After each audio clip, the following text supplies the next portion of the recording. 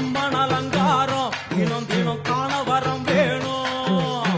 அம்மன் அலங்காரம் தினம் தினம் காண வரம் வேணும். அம்மன் அலங்காரம் கண்டுவிட்டா நம்ம குற தீரும்.